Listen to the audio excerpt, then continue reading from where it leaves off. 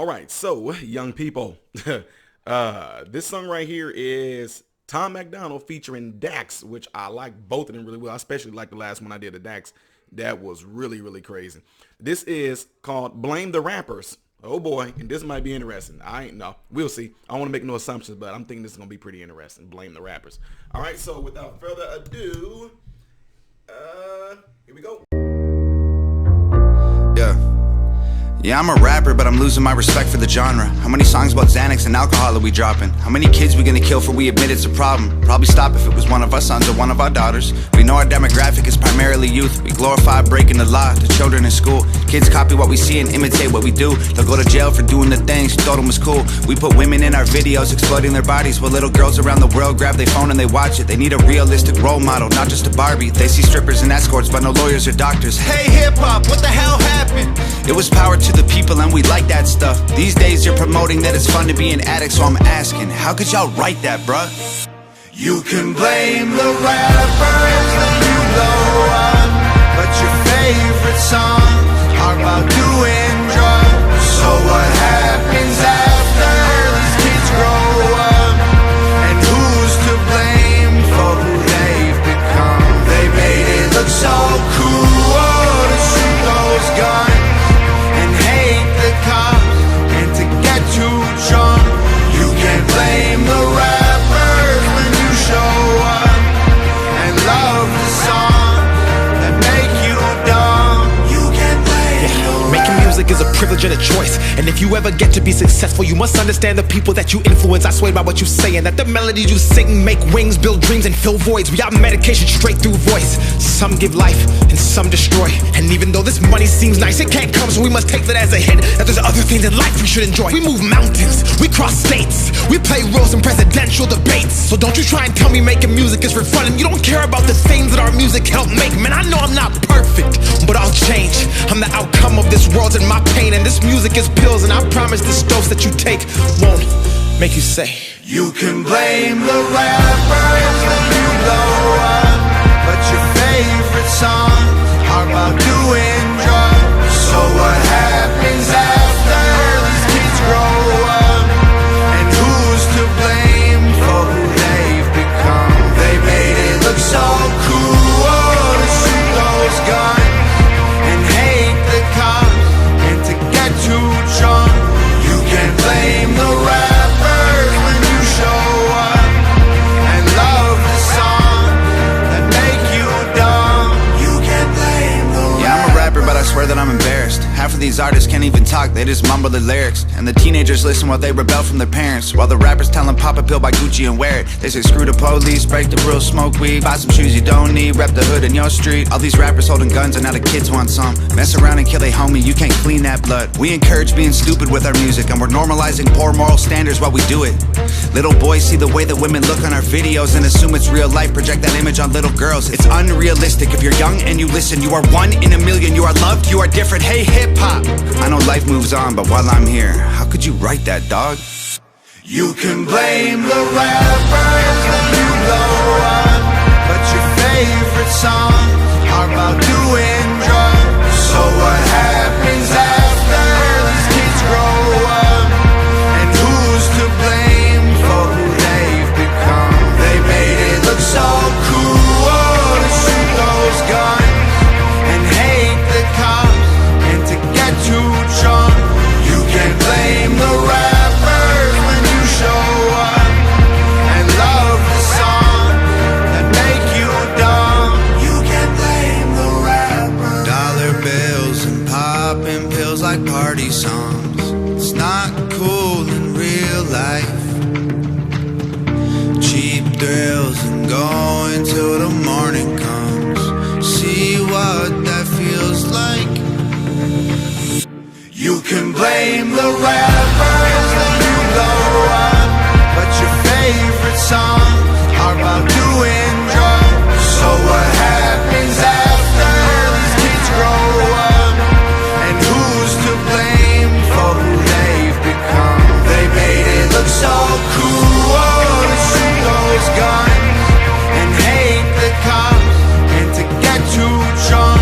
You can't blame the rappers when you show up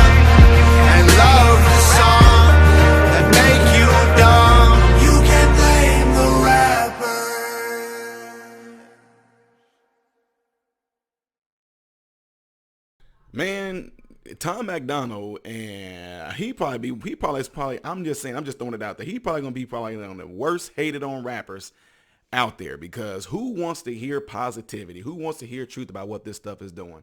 DAX as well. I mean, just spitting out truth, man. How encouraging people to do the right thing, encouraging people to learn about finance, all stuff like that, instead of doing all this dumb stuff that a lot of hip hop rappers is pushing out there.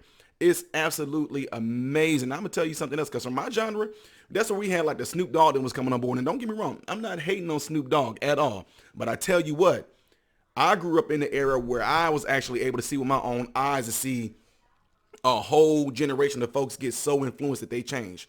So let me tell you what I'm talking about here. Pretty much a lot of stuff that they were saying in here, you got to see it unfold.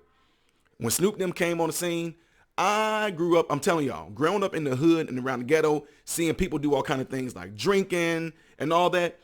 You saw it. But when Snoop them came on the scene rapping about it and all this, talking about drinking gin and juice, I never seen nobody drinking no gin and orange juice. All of a sudden, Snoop them singing about it. Everybody in the freaking whole world start drinking gin and juice. Everybody in the whole world was getting gin and juice. Everybody on the whole block had gin and juice. Snoop then was talking about smoking a fat AJ. All of a sudden, don't get me wrong, I'm just being real with y'all. Family members I know of, it was always a joint. It was always a joint. Matter of fact, but during that time, we was able to ride to there was a store called, I ain't gonna say it because no, it don't exist no more. I'm gonna say it was called Lucky's. As a kid, you was able to go to Lucky's with a note from your parents or something like that, and it's saying, like, they'll say, like, you know, some of your parents or, you know, older relative, you see a note sitting there saying, you know, they want some tops. And then what they told us, though, they said, go to the store and give me some papers. We knew what that was. It was so they can roll them a joint. But now Snoop them came on the scene, all of a sudden blunts and stuff started coming on people. You thinking like they smoking a cigar? No, that is a huge blunt.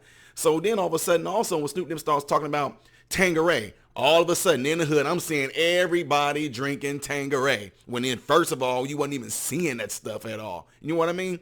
So I know it can have an influence on that, because all of a sudden, all, you know, different things started happening too.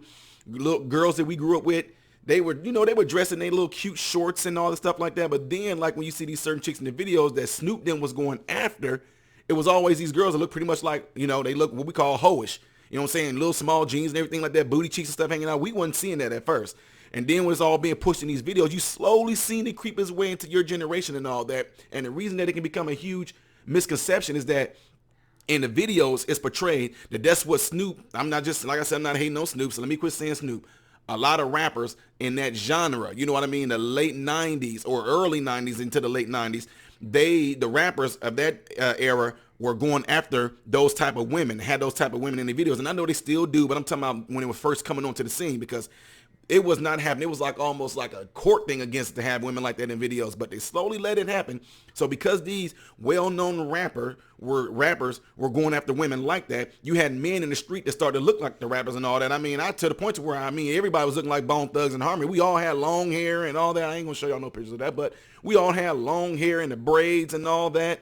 And if we are looking like those rappers, and then those rappers are going after those type of girls, what do you think the girls did? They start fashioning themselves to look like the girls in the videos, so we can go at those type of girls like that. And here it was, all you kept on hearing. I mean, it was just on the streets heavily, boy. Let me hit it and quit it.